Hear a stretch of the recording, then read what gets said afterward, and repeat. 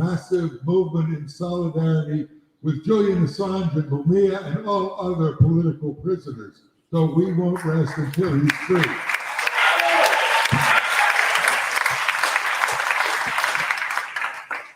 At the request of Cynthia Papermaster, and where is she? Cynthia has to be up here with us. She's one of our key organizers. She's co-chair and speaker. And a shout out to Jeannie Schmidt, who with Cynthia were the bulwark backbone of this effort to build this magnificent meeting. Let's recognize them.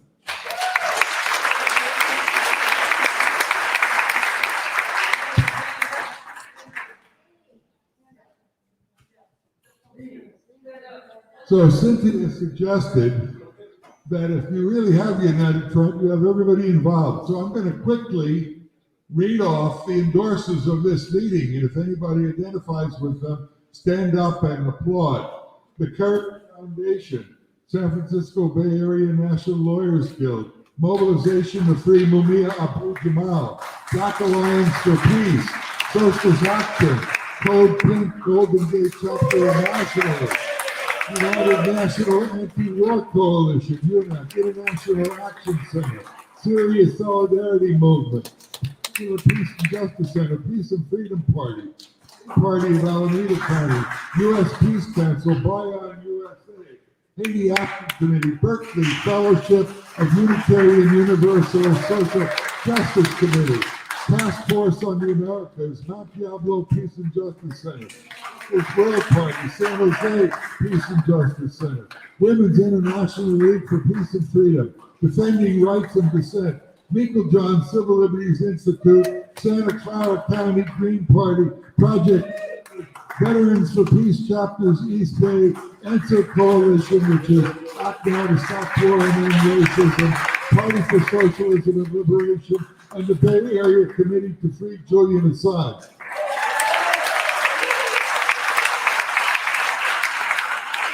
That's the beginning of the United Front that we need to bring Julian Assange home. We have a relatively short program tonight. By the way, I'm Jeff Mackler. I'm on the National Coordinating Committee of the AssangeDefense.org. And for 35 years, I've been the director of the Mobilization to Free Mumia Abu Jamal, and I haven't given up on him. So here's the program in brief. We're going to hear from Ellsberg. Dan Ellsberg joins with Alice Walker to my left, and Noam Chomsky as the co-national chairs of AssangeDefense.org. Their help has been critical in bringing on a whole broad new layer. Dan will be followed by Alice Walker, and then Cynthia Papermaster, Code Pink, Women for Peace. She always insists I say men are in the organization too. Mumia Abu Jamal, a journalist, a political prisoner, will give us greetings from afar. Dennis Bernstein fell ill and sent his apologies.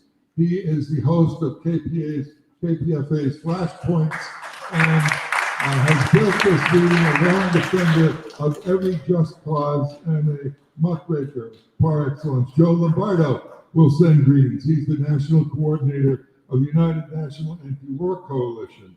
And here to my right is Nozomi Nayasi. She's the author of WikiLeaks, the global fourth estate history is happening. We told Nozomi that she had 3 minutes. She was speaking, and I said, no, you got to take 4. And she said, modestly, I'll speak slowly. But you have the floor. Thank you so much for being with us. Noam Chomsky is sending greetings, and then you're going to hear from the Shiptons, Gabriel, the mother, and John Shipton, the father.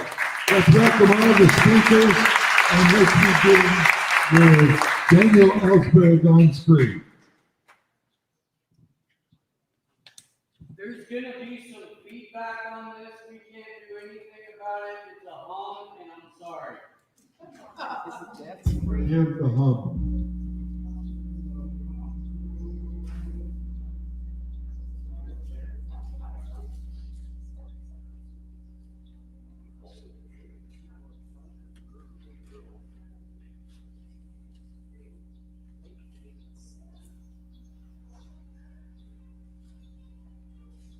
Hello, I'm Dan Ellsberg, and I want to welcome here tonight John Shipton and Gabriel Shipton, the father and brother of Julian Assange. I'm hoping they will visit me in my home when they come to the Bay Area here before long on this journey of fundraising for a defense that I am very supportive of. Julian Assange, who is facing the same charges that I did 50 years ago this month. I was the first to be prosecuted under the Espionage Act for giving information to the American public in order actually to reveal war crimes, crimes against peace, deceptions of the public, as Julian did in 2010, giving information from Chelsea Manning and Bradley Manning. And 50 years ago this month, actually, the Solicitor General of the United States, Erwin Griswold, former dean of Harvard Law School, was arguing to the Supreme Court that any further revelation of the information that I had given, which was top secret, or top secret sensitive, I had given to the New York Times, would cause irreversible damage, immediate harm to the national security of the United States. That was nonsense. And indeed, in the 50 years since then, not one single sentence has been shown to have been properly classified at that point. It was all 3 years old, or in some cases, decades longer than that. And as Griswold himself admitted decades later, he had never felt there was any harm to the United States from this. In fact, he said, I don't know anyone who ever thought so. An odd thing for him to say, because he had been the one telling the Supreme Court that in fact it was causing immediate irreparable harm. Now, I was then prosecuted after the Supreme Court denied the injunction that Griswold was after. 12 felony counts, totaling a possible sentence of 115 years. Julian is facing 175. It's inflation over time here. And but essentially the same charges that I faced exactly, and as wrongly based, as unconstitutional as in my own case. I say that because 50 years of research into that particular law, for which I was the first to be prosecuted for leaking, has made me aware that the use of the Espionage Act, not against spies, but against someone who's given information to the American public, either a leaker or a whistleblower, is clearly a violation of the First Amendment, freedom of the press and freedom of speech. In Julian's case, the prosecution is of a publisher, like the New York Times, with whom he shared information, in fact, along with other newspapers.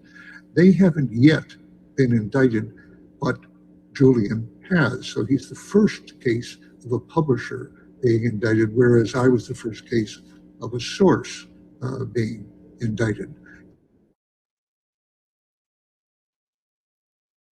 Against me, almost 24 people have been indicted since as sources, and yet the Supreme Court has never yet addressed the question of the constitutionality of those prosecutions.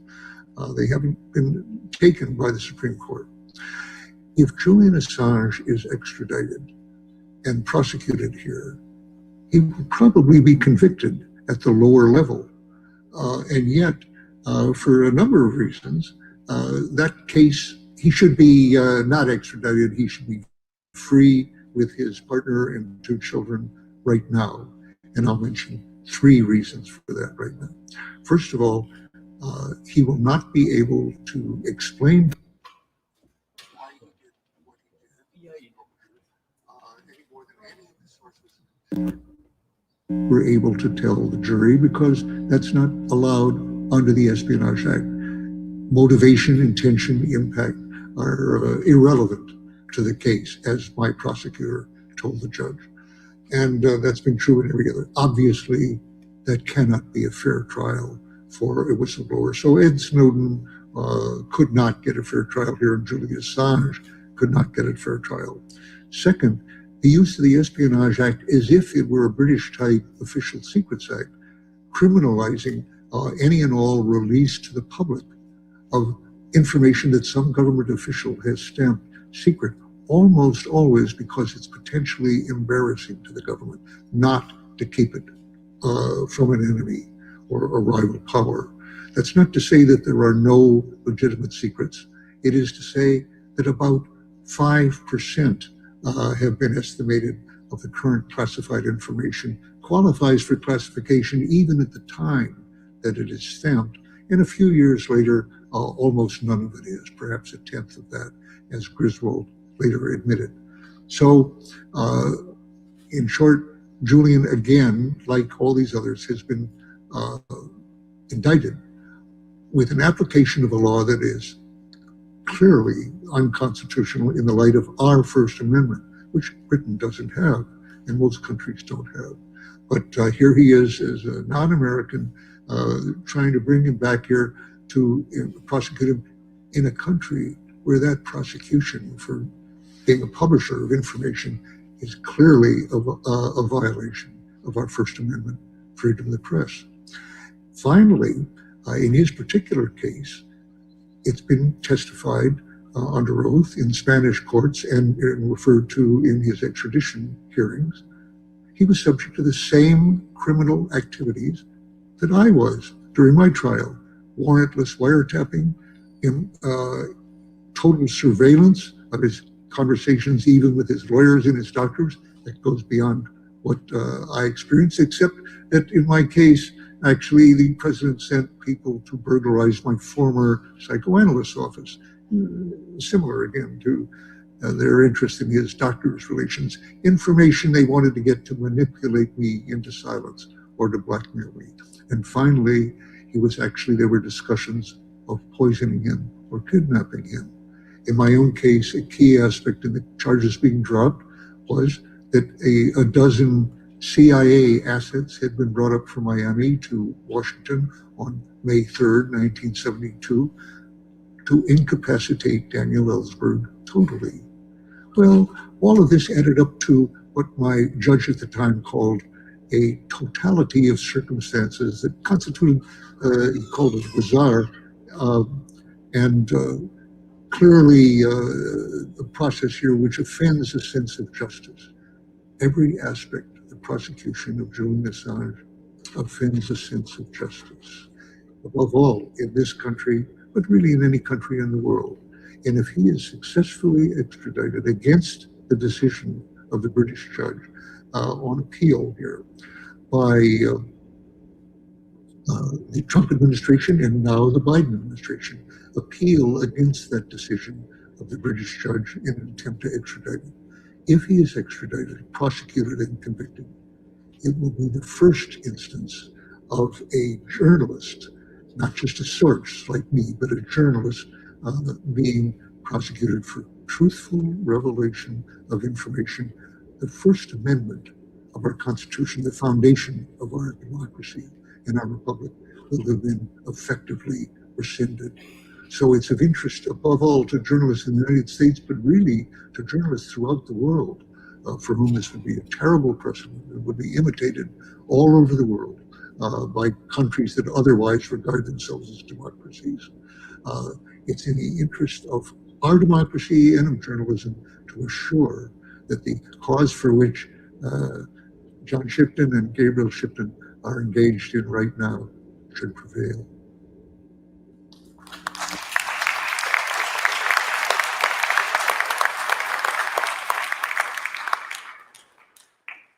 Thank you, Dan Ellsberg. Am I on? How about now? Great. Our next speaker, Pulitzer Prize novelist, poet,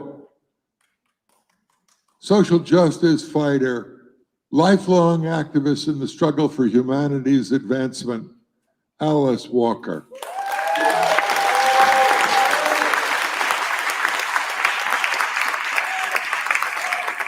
I met Alice 65 years ago, and she hasn't lost a step. Welcome, Alice Walker. Thank you. Okay, all right, thank you. Yeah, that's absolutely true. It's been all those years ago. But look at us, we're still here. And actually what really strikes me sometimes is that it feels like we are the same people. Don't you feel that sometimes? I mean, yeah, but some of us had to have died, but here we are. I mean, we look at each other and we see actually the same people who when we were students, and they were trying to tell us. One of my teachers, by the way, my favorite teacher was Howard Zinn. And he used to drag a couple of us to all these incredible meetings with people just like us, but I didn't know that then. I thought, who are these people that they care, about the students in the South, the Black students in the South, for instance. But what is lovely is coming in here today and actually seeing us still where we were. That's right, still wanting justice, still finding the, places in the whole system. Why are you doing that? Are you telling me to stop already? You right there. Put this up? Oh, well. Okay. Some people do this.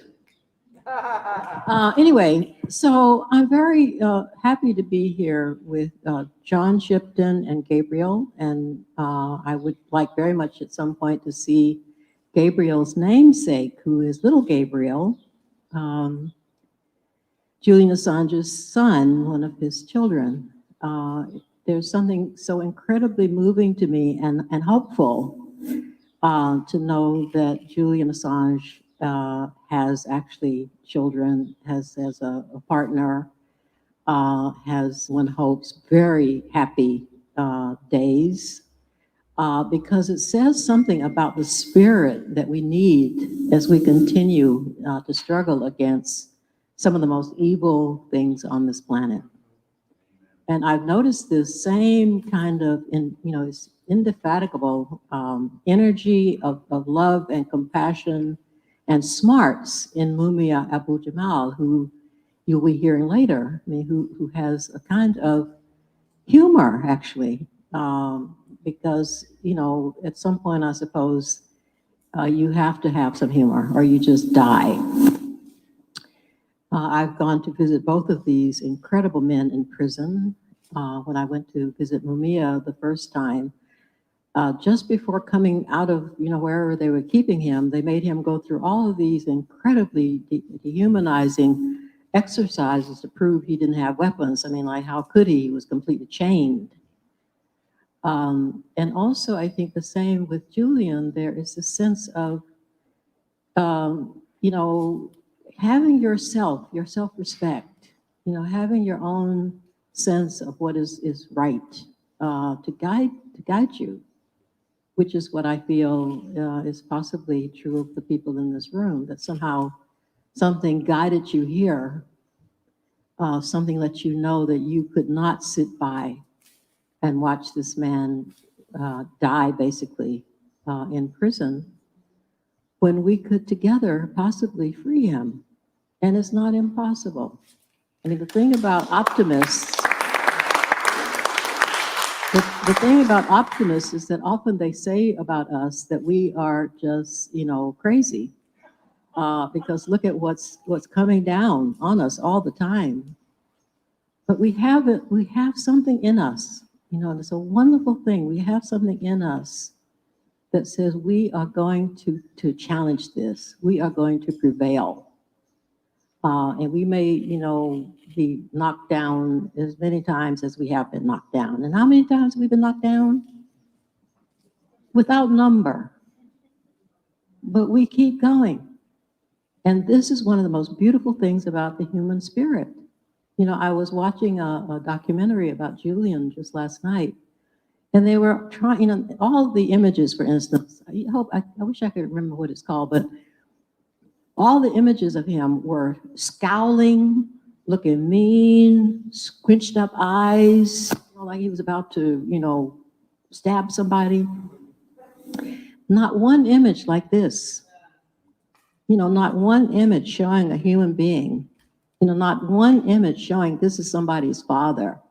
This is somebody's partner. This is somebody who loves to be in laughter and joy, you know, as he's doing his work. And that's part of the key for us.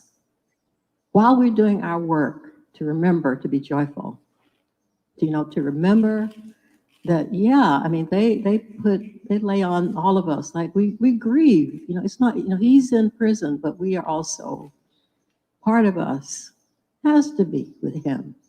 And with Mumia, I mean, it's just who we are. We can't help it.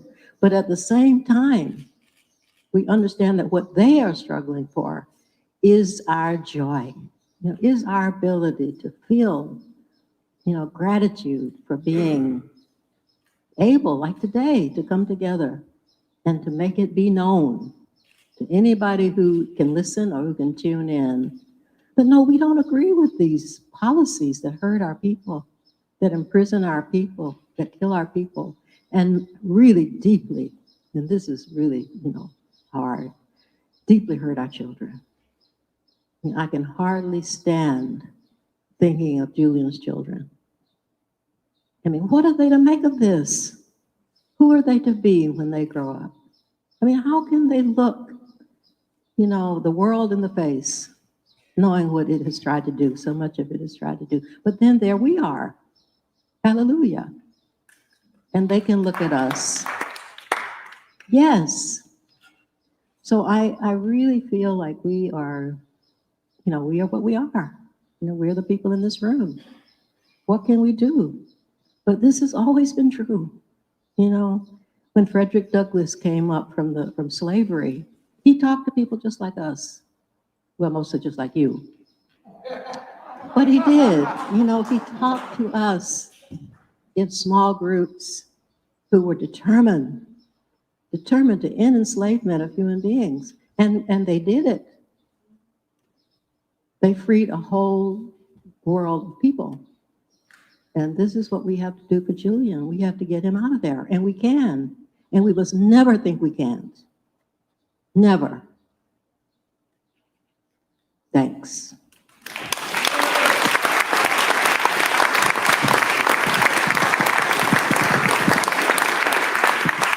Thank you, Alice Walker. How many of you remember Kevin Z's and Margaret Flowers? They were the young people who occupied the Venezuelan embassy at the request of the Venezuelan government when the Trump administration announced that they could appoint and would appoint the president of Venezuela.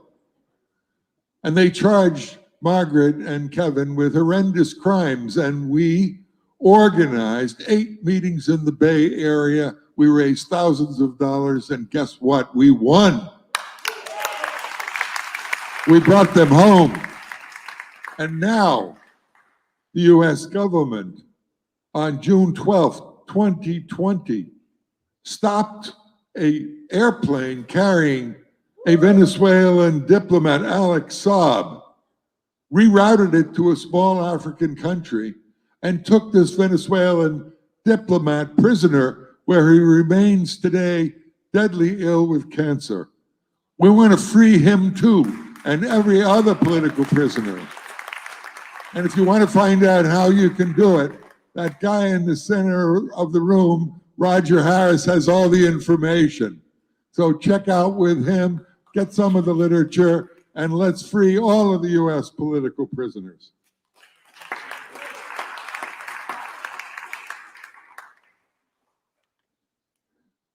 Our next speaker warned me when she jumped on board to enthusiastically build this tour of the Shipton. She said, I'm a stickler for details. I follow through on everything. And sure enough, the reason you're all here is because people like Cynthia Papermaster and Jeannie Schmidt put their life energy into this, in the media, in every aspect, every detail. Let's welcome Cynthia Papermaster from Code Pink, Women for Peace, and Men Too.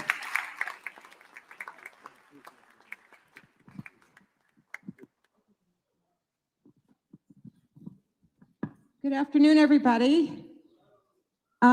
people are making their way up to the front with a beautiful photo of Julian Assange. And I'd like them, and everyone here, if you want to say together with me, we are all Julian Assange. We are all Julian Assange. We are all Julian Assange. Thank you very much. Thank you. Code Pink is in the house. I have 3 minutes, so I'm going to talk fast. First, I want to announce an event that we're putting together with the Assange Defense Committee on July 3rd, which is Julian Assange's birthday. We're going to gather at the Women's Building on 18th Street in the Mission District of San Francisco at 7 p.m. for a candlelight gathering, and we will have birthday cake for Julian. I invite you all to come. I want you to put your email address on the Code Pink sign-up sheet at our table, which is very pink right out there, so we can notify you about this event. On your seat, you have instructions on how to write to Julian Assange. It's complicated. That's why we have a flyer for it. Please send him a letter and follow the instructions precisely according to the flyer. There's more of these at our table back there if you didn't get one. I would like very much for you to go to the Code Pink website where we have a petition calling for Julian Assange's freedom. We ask you to email the Attorney General, call the Department of Justice, and we give you the phone number for that. And finally, at our table, we have letters to the Department of Justice and the Attorney General, Merrick Garland. I want every one of those letters signed today. There's enough of you here that we can do that, and we will send hundreds of letters. Why are we asking for the Department of Justice to do something? Because it's the United States government who is responsible for the persecution of Julian Assange, and they have to lay off. Obama said, we're not going to prosecute, because they realized that doing so means that all journalists would be in danger. All journalists and the freedom of the press would be in danger if they went after one publisher. So the point I'm trying to make to you is that we can get him out, and we need to get him out. Finally, I don't know if I have another minute here. I'm going to quickly read the letter to the Attorney General because it really summarizes what we're trying to get them to do. And that is the key. It's Biden and Merrick Garland, our Attorney General. Our Attorney General who are responsible, and we can move them. We have to. Dear Attorney General Merrick Garland, I'm firmly opposed to the extradition of Julian Assange to the United States, where he is facing 18 charges under the Espionage Act and could be sentenced to up to 175 years in prison. I call on you to drop extradition proceedings. Assange's alleged crimes date back to 2010, when the organization he founded, WikiLeaks, transmitted documents to media outlets, including Le Monde, The Guardian, and the New York Times. The documents, which were provided to WikiLeaks by whistleblower Chelsea Manning. And we should thank Chelsea Manning. Chelsea Manning risked her life. She risked her life and she survived due to us, due to what we did to stand behind her. And she's free today, and the same thing for Julian. So back to this. Chelsea Manning provided 250,000 U.S. diplomatic cables and U.S. Army reports about military operations in Iraq and Afghanistan, exposed cases of torture, abduction, and disappearances. How many people here have seen the Collateral murder video? Yeah. If you've seen that and it's so horrible to watch, you wish you hadn't seen it, because the United States military shoots down innocent people in the streets in Iraq, including children, including journalists. Yeah. So thank you, Chelsea Manning, and thank you, Julian Assange. Back to the letter. The publication of these documents by media outlets was clearly in the public interest and not an act of espionage. Not an act of espionage. Julian Assange's contribution to journalism is undeniable. He has won numerous journalistic awards. You can come up here, Lucky. You can let Lucky go. He can come up here. Sorry. He has won numerous journalist awards and is nominated for a Nobel Peace Prize, which is richly deserved. If the legal persecution of Assange continues, investigative journalism and press freedom will be the victims, since news organizations regularly rely on and publish classified information to serve the public interest. I am also concerned about Assange's health. UN Special Rapporteur Nils Melzer reported Assange has been deliberately exposed to inhuman and degrading treatment that could be described as psychological torture. I urge you to respect the principles of freedom of expression and the defense of journalism, and to respect Assange's human rights. Rather than being extradited to the United States to be tried and imprisoned, we urge you to drop the extradition proceedings and all charges against Julian Assange. Sincerely, you. All of you sign these letters, please. Thank you.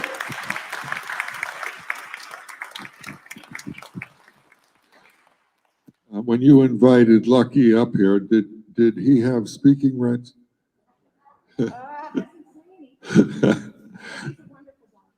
Okay, I'm sorry for the interruption. That was Nathan Fuller, who is executive director of the Courage Foundation and Assange Defense.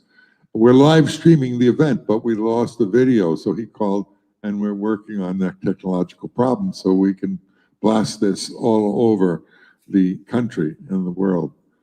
Our next speaker is Mumia Abu-Jamal, an innocent political prisoner and journalist. I began working on Mumia's case 35 years ago. I was convinced he was an innocent man, and the only way we could free him was to build a mass movement to do it.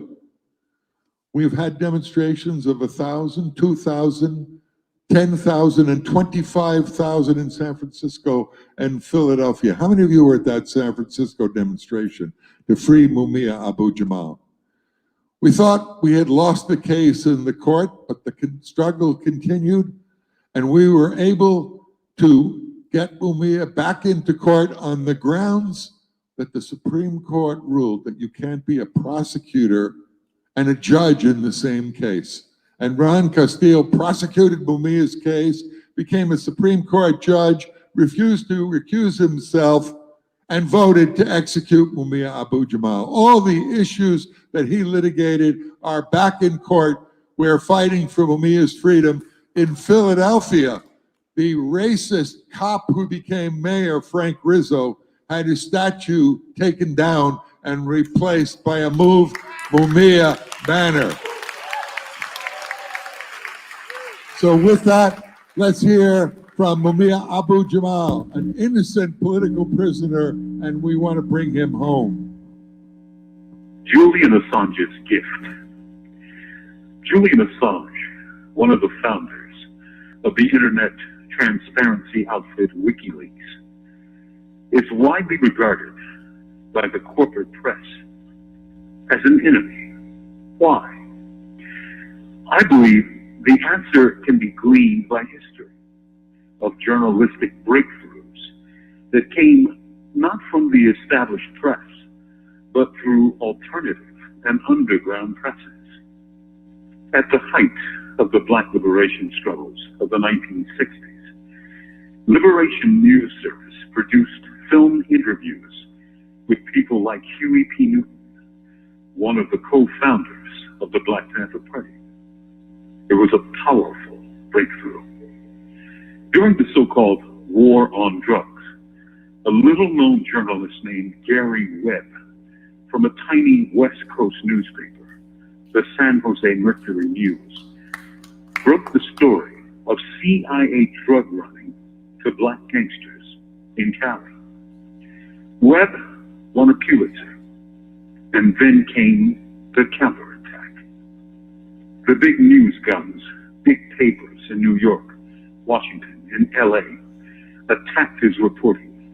Mercury cut him loose, and thereafter, news of an alleged suicide came. What does this tell us?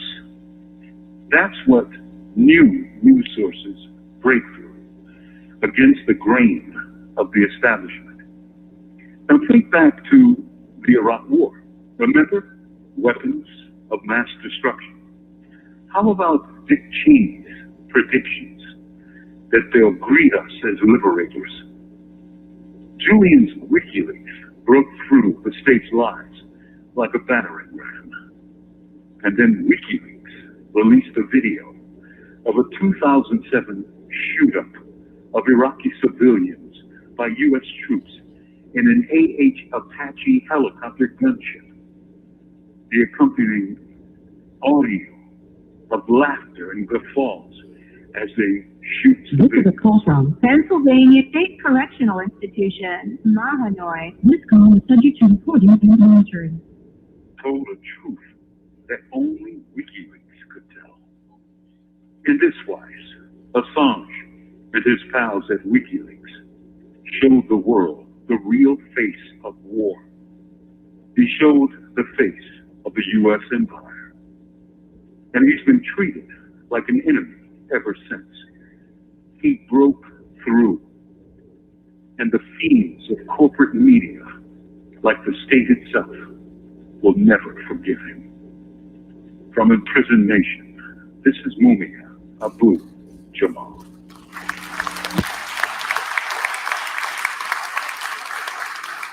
Free Mumia. Free Mumia. Before we go to our next speaker, I have a complaint to make about someone in the audience. Instead of paying $20 at the door, he put in 4 $100 bills. I think that person deserves a round of applause. And we don't know who it is. But to tell you the truth, to free Julian Assange and any other political prisoner requires your help financially. So I'm going to do a bit of an unusual fun pitch now, and I want you all to chip in while our monitors sort of circulate around. Let me start by asking if there's anyone in the audience who can contribute $1,000 to free Julian Assange. Don't feel shy.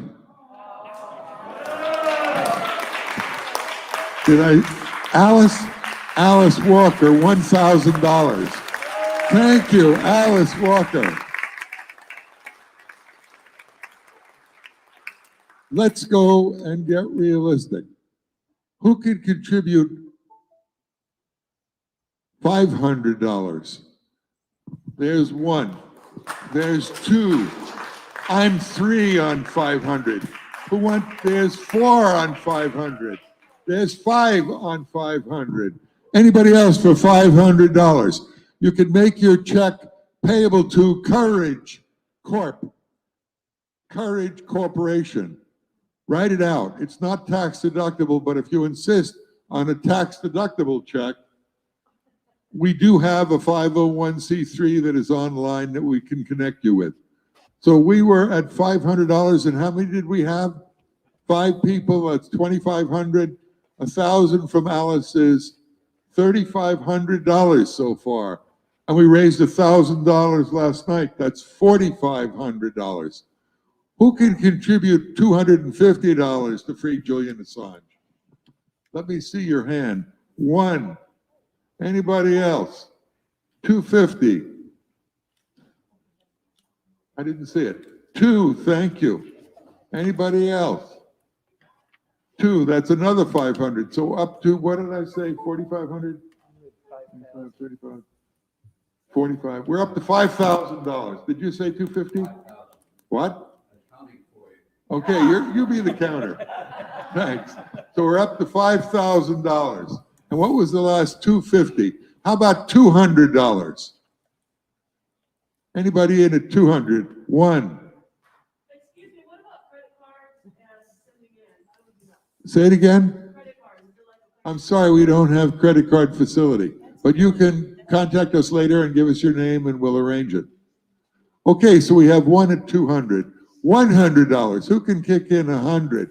Let's see a sea of hands. 100, 200, 300, 400, 500. Any more? $500, $600. Rick Sterling already contributed 100, so that's okay. Anybody else? That's another 600.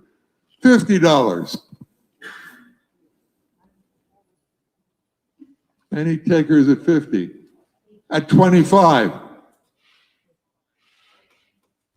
Were you scratching your face, or is that 25? Okay, how about $10? Fantastic. 2, 3, 4, 5. Any more? 6. 6. So it's another 60. Okay, our collectors are going around. Please put in anything you can, whether it be $1 or 50 cents. It is appreciated. What's the total roughly? How much? Okay, that's 5760. That doesn't count the money we collected at the door. So that's at least another 2,000 or 1,000. So we're up to $7,000. How about a round of applause for everybody? And thank you so much. Thank you so much, everyone. Our next speaker was supposed to be Dennis Bernstein, the host of KPFA's Flashpoints, and he fell ill. He really wanted to be here with us. He's been a champion of Julian Assange. He's had it on KPFA over and over again. And Dennis is a tireless fighter for every cause that benefits humanity. Do we have, Steve, the tape of Joe Lombardo? I didn't get that from Nathan. I have Chomsky. Right. Out of the three, we played the other two. Okay, I'm sorry. Apologies, Joe Lombardo. We had a 6-minute tape. We will send it out via email. He's the national coordinator of United National Anti-War Coalition.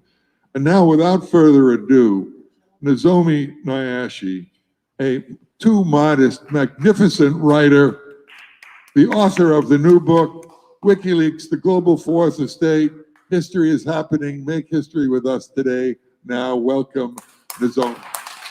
Thank you. Thank you. Can you hear me?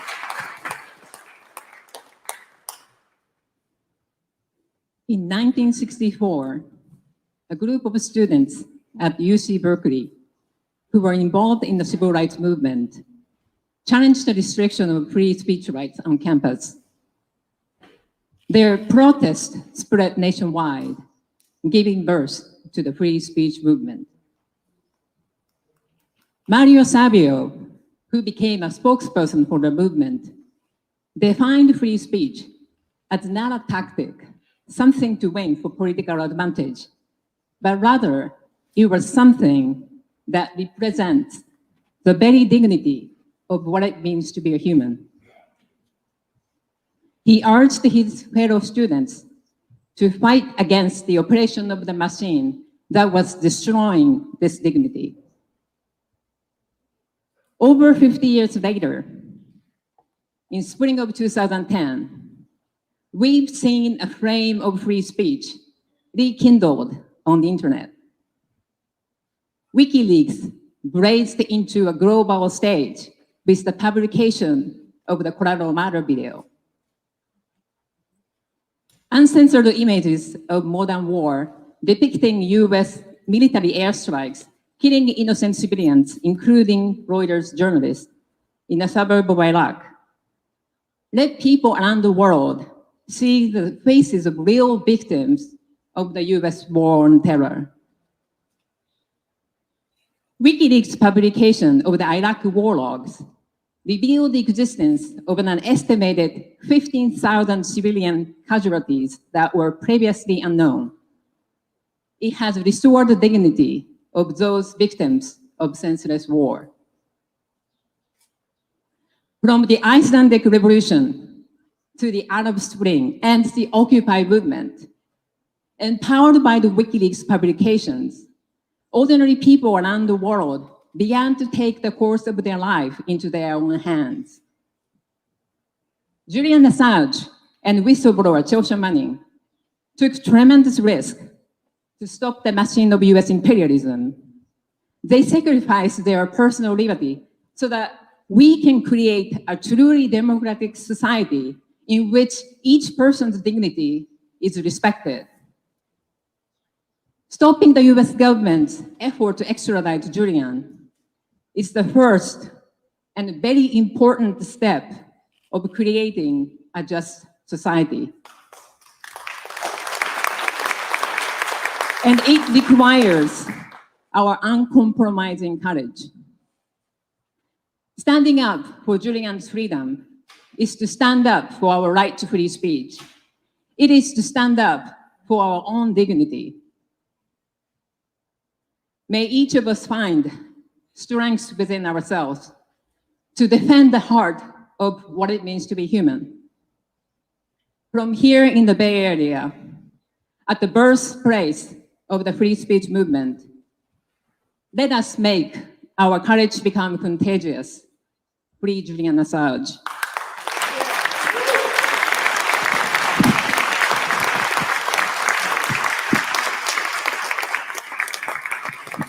Thank you, Nozomi Nayase.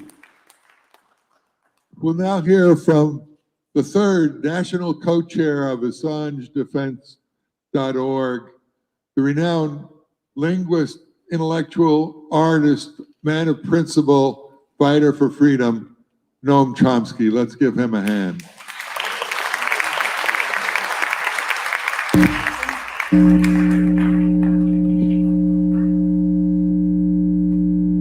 Parents are now touring the United States, trying to bring people to understand the nature of the crime that's been committed against him and to appeal to the US authorities to drop the charges, which is not sufficient in my opinion, should go on to honor him for what he has done for us. Assange performed a major service to the people of the United States, many others as well, by releasing to the public information of great value for understanding what is happening in the world. The value of the information is attested by the ways it has been widely used by journalists, by scholars, by the concerned public generally. Assange should be honored for this service. Instead, he has been brutally persecuted by British authorities, serving Washington's demand that he must be harshly punished for revealing what US power wishes to be kept hidden for reasons of what's called security, which means security of the powerful from public awareness of their actions and their plans. This gross miscarriage of justice, prolonged over many cruel years, should be ended at once. Julian Assange should not only be freed, but should be accorded the great respect that he richly deserves for his contributions.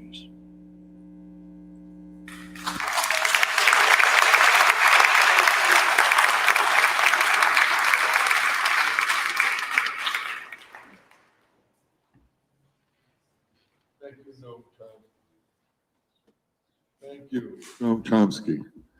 We'll now hear from the brother of Julian Assange, tireless young campaigner for his brother's freedom.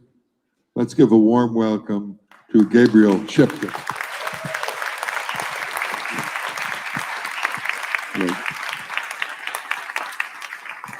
Thank you, everyone. Thanks. Thanks to Jeff and Cynthia and Jeannie for getting this all together. It's a amazing turnout. I think everywhere. My father and I have been in the US since the beginning of June, and everywhere we've gone, we've seen this upwelling of support. From when we started out in Miami, up to New York, the East Coast, Boston, Philadelphia. across to Chicago, Columbus, Denver. It's just, it's just really taken our breath away. Just people coming out, and that's really led to this sort of, there's been 30 or so articles since we started talking about Julian's case again. We've been on national news channels talking about Julian's case, dozens and dozens of local radio shows as we've travelled across the country. So, it's really, for something that nobody was talking about, a few months ago, it's really amazing just to see that, what this sort of public support can bring, and the attention it can bring back to Julian's case, and what it means for press freedoms in the US and abroad. So I'll just update you. So Julian won his extradition case in January. At the beginning of January, the judge found that if he was extradited to the US, he would likely commit suicide. So it was basically a death sentence. And on that basis, she rejected Julian's extradition. The US DOJ immediately appealed that decision, or signalled their intention to appeal. And then a few days later, Julian's bail was rejected on the 6th of January. So he is now in a maximum security prison. It's his third year in that prison on the outskirts of London. And it's been 6 months since he won his extradition hearing, and we still don't know when or whether an appeal will be heard. So he's sort of in this limbo. I've said this before, but it becomes, when you go and see him. I went to see him in October, and it just becomes really evident that all the other prisoners, most of them have a sentence, and so they have something to aim for, and their families can plan, and they can make plans for homecoming parties or things like that. But in Julian's case, there is no sentence. He's an innocent man in a maximum security prison on remand, and we just don't know when it's going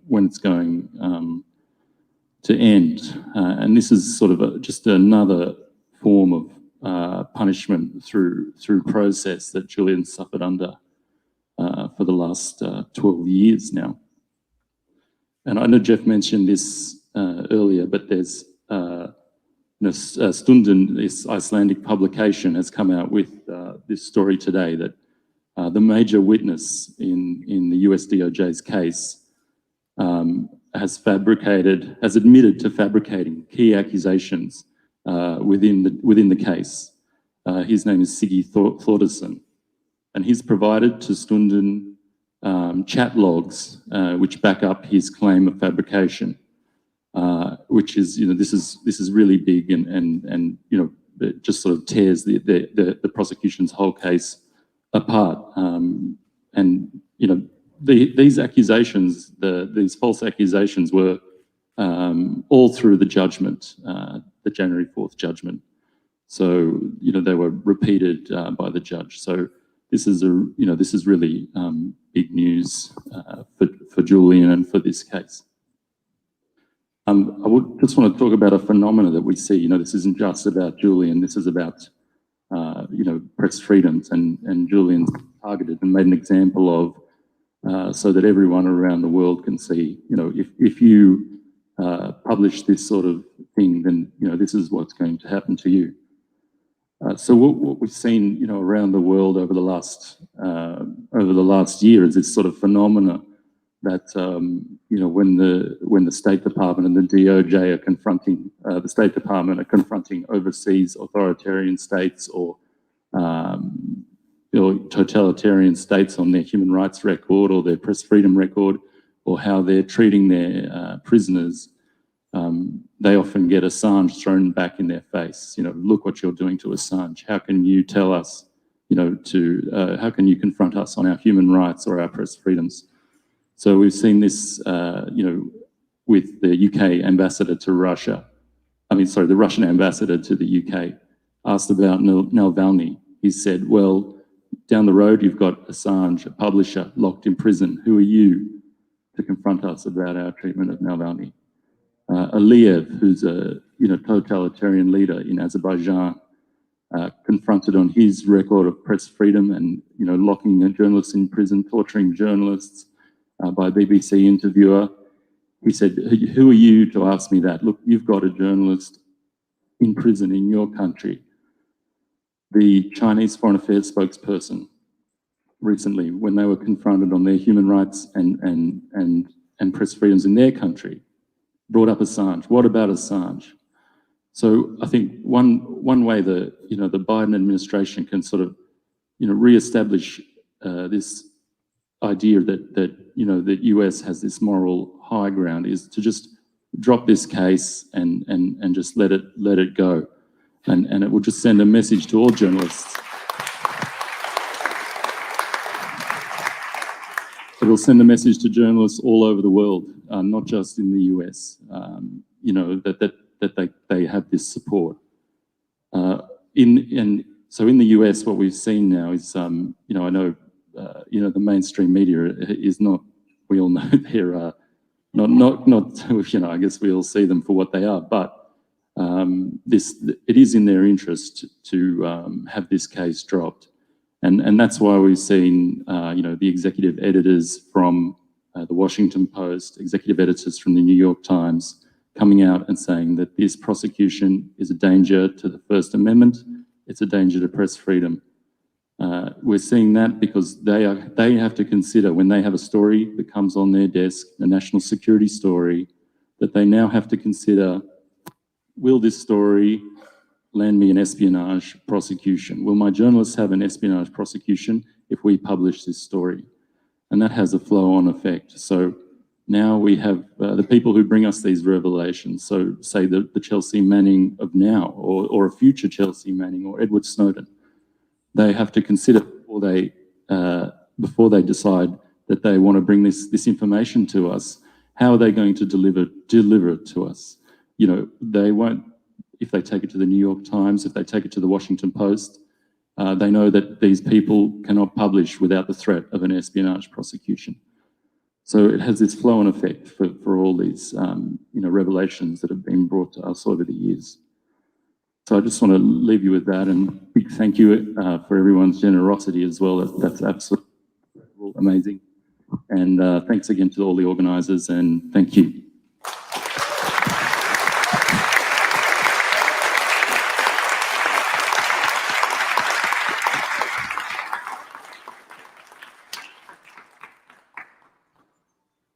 That was Don Harmon, my comrade from Socialist Action, who, with others, organized the door collection. And he just sent me another note that in addition to the pledges that everybody raised their hand about, the bucket collection netted $623 more. So we did fantastic. And I'm going to ask Don, is it possible that you can count up the money collected at the door? All right, maybe we'll do it afterwards. Okay, I want to make an announcement. The Bay Area, Bay Action to freeassange.org is organizing an event we should all support. It's in solidarity with the global protest for Julian Assange on his 50th birthday. It's taking place at the British Consulate in San Francisco on July 3rd at 1 Sansom Street, San Francisco at 12:30 in the afternoon. Can we all try to attend that? That's July 3rd. What day of the week is that? Saturday, July 3rd, 12:30 p.m. at the British Consulate, Consulate General, San Francisco, 1 Sansom Street. Thank you very much. Our next speaker is an amazing fellow. I met him for the first time last night, and he is an extremely worldly informed fighter for freedom and against war, U.S. imperialist war in particular. And I might add that in addition to the horrors that Julian released on the Iraq War, the United States conducted a war based on the lie that the Iraqi government had weapons of mass destruction that didn't exist, and they killed by sanctions and murder 1.5 million people. They killed 4 million people in Vietnam when they said that a Vietnamese sampan attacked an American destroyer. Their sanctions and horrors have killed 50,000 people in Venezuela because they had the nerve to conduct elections to elect their own president and run their own country, as opposed to it being run by the Rockefellers and the imperial powers.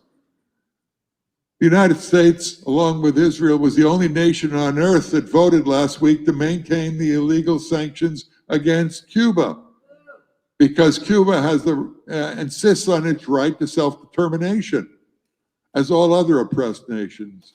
And the United States has conducted a vicious war against the Syrian people, with 500,000 people dead, and the U.S. organizing with NATO and the Gulf state monarchies a vicious illegal war that at one point occupied 3/4 of the Syrian population. And the polls, the Gallup poll in England, said the majority of the Syrian people support the government of that country. And 8% support the U.S. coalition of the willing that is slaughtering the Syrian people. We're proud to have Syria Solidarity movement on board today.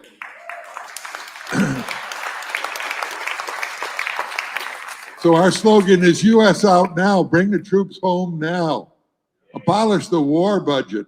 Our next speaker, I'm so proud to introduce, is Julian Assange's dad. Please give a warm welcome to John Shipton.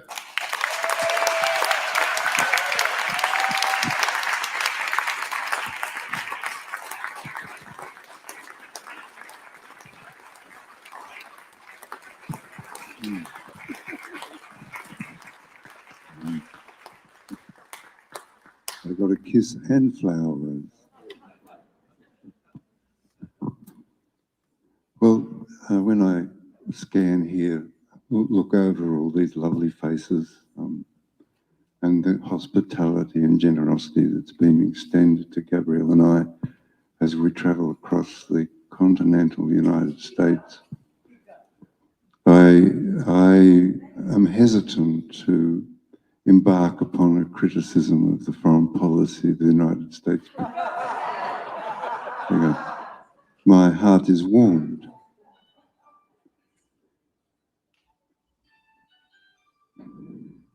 You saw Jeff and Gabriel mention Ziggy in Iceland, the FBI witness.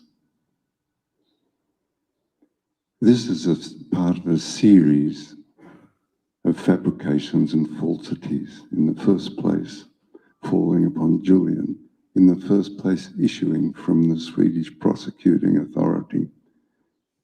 Sweden back in the 70s and 80s was known as a model society. Now it's simply a place with a declined stature of lawful administration and sells junk furniture that brought disgrace upon themselves. Disgrace. The Crown Prosecuting Service embarked upon a conspiracy with the Swedish Prosecuting Authority to keep Julian in the embassy for 7.5 years. Julian fought 2 cases in Sweden to forward the case. The Swedish Prosecuting Authority under Maria Nye and the Crown Prosecuting Service under Paul Close conspired together. We have the evidence. Stefania Morizzi, under a series of FOIs brought in the British courts, revealed the details of their conspiracy together in order to keep Julian in the embassy. Silly quotes. You're not getting cold feet, are you? That's addressed by Paul Close, the UK, to Marianne Nye, Sweden. Julian asked, could he leave Sweden? And Marianne and I said, yes, that's fine, you can leave. And immediately Julian got on the plane. They stole all his computers. He landed in London. Marianne and I issued a red notice. A red notice is issued through Interpol for the foulest of criminals. A red notice for a publisher and a journalist. It's grotesque. The Crown Prosecuting Service, in its show trial of Julian Assange back in September, have brought disgrace upon themselves. Disgrace upon a nation in a show trial, unnecessary. The Australian government acquiesces, doesn't do anything. Acquiescence over time accumulates to complicity, brings disgrace upon itself. The Australian government thinks that state-to-state arrangements make the Australian polity secure, when in fact what makes the polity secure is a unification behind the government in the belief that the government will act in the interests of any citizen who is unfairly done by.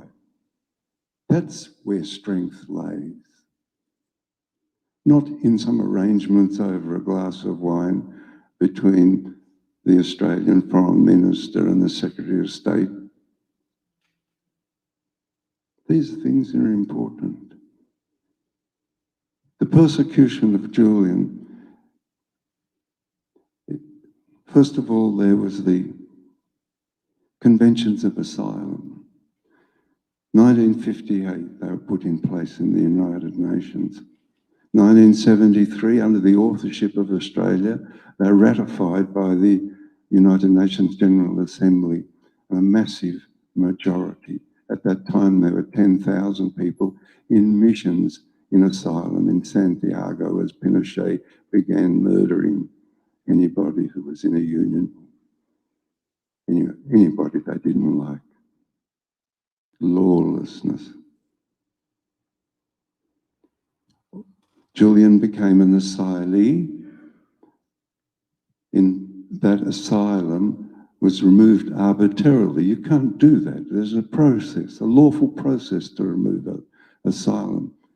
6 policemen broke into the embassy. They opened the door and Julian was dragged out. 3 hours later, a confused man was put before a trial judge who said, oh, you're a narcissist. This judge, who you would assume, had a law distinction, not a distinction in psychology.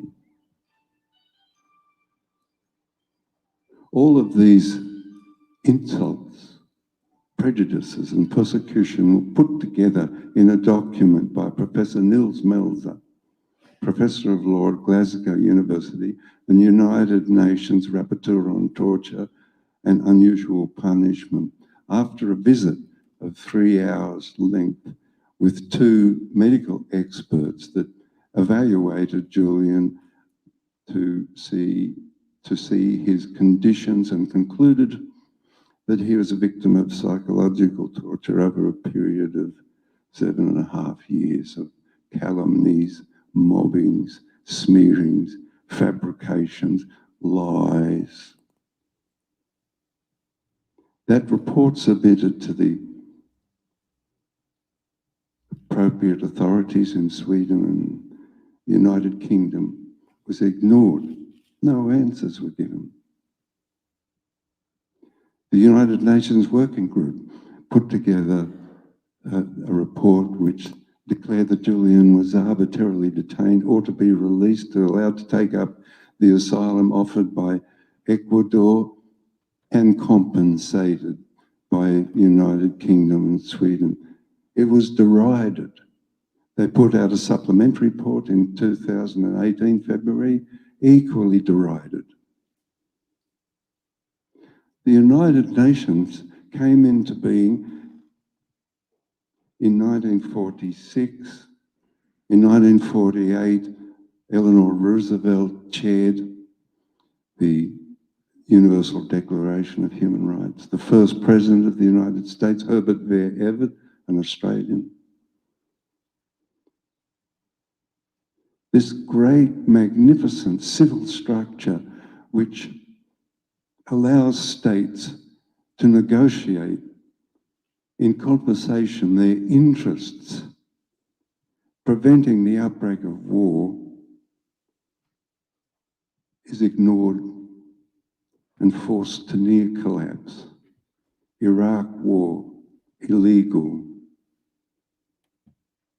I'll say that again, the Iraq war, the murder of 1 million people, the destruction of all of its infrastructure, illegal war. This magnificent structure, for some reason or other, and I call it despair when nation states do this, because they cannot any longer find within their bosoms the capacity to negotiate the human and understand each other and negotiate a way through competing interests. I call it despair. That's what I call it. Julian Assange and Chelsea Manning released, as has been mentioned, the diplomatic cables, the Iraq war files, the Afghan war files, 10 years ago, the Guantanamo Bay file. The great American lawyer Clive Stafford Smith, a man with a giant heart, put together an NGO called Reprieve and went to Guantanamo Bay armed. He was armed with those cables. They're all in searchable form. Any of us can go online and search those cables, 250,000 of them, plus the Kissinger cables, and evaluate for ourselves and declare amongst each other and our friends and companions and raise the level by so doing. That's the CIA. No. Raise the level of our understanding and consequently improve. That must be the FBI. Consequently, improve the quality of governance. 10 years went by, and slowly the information in those Afghan war files, the Iraq war, the diplomatic cable, slowly it percolates its way through the polity, through us, and our understanding causes the government to remove the troops from Afghanistan, to contemplate and move towards closing Guantanamo Bay and ending the Iraq war. The Iraq war, how did that end? One of the cables described a circumstance in 2006 where a group of American soldiers, I don't much like accusation, so I don't want to burden those men's conscience any further. Occupying forces, pacifying a country that's resisting, are always in a state of extreme agitation and fear. In particular, in Iraq, the IEDs would blow their testicles off because they explode upwards. It's not much fun, you know, and they lose their legs. So they're always in an agitated, fearful state, and they carry guns. Fear and guns means, well, you know the result. They went into a house and murdered the entire occupants, the mum and dad and grandfather, the whole extended family, the children. Contemplating this crime, they called in an airstrike, which destroyed the house and obliterated all evidence of that family from the earth forever. Upon reading the cable, the Iraqi government And the Iraqi people gathered up their courage. They had been destroyed, community, gathered up their courage and their unity and refused to sign the Status of Forces Agreement as a consequence. The United States and its allies, one of which is Australia, removed all their forces from Iraq war. Leaks stop wars.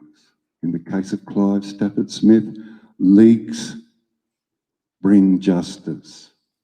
In an overall sense, in the trajectory of time, leaks have caused the removal of troops from Afghanistan, the closure of Guantanamo Bay, and the end of the war in Iraq.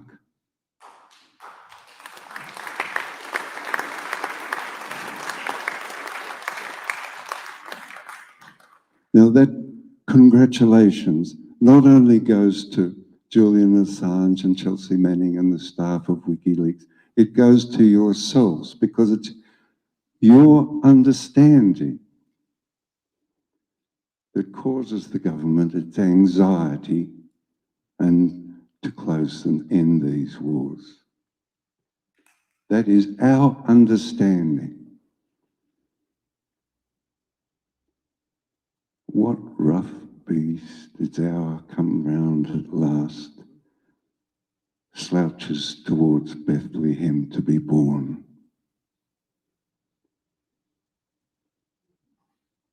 So I've described the circumstances of that growth of bestiality. Now, with the freedom of Julian, and it will come, and the renewal of the United Nations, we can say to ourselves, once more, we emerge to see the stars. Thank you.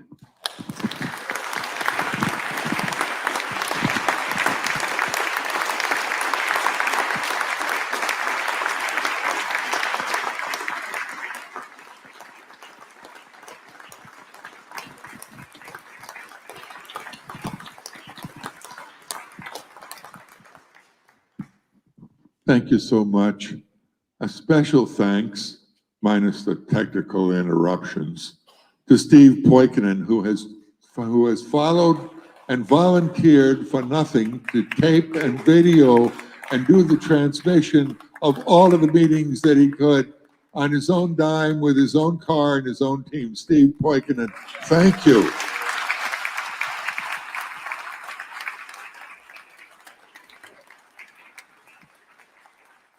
Okay, I want to say something else.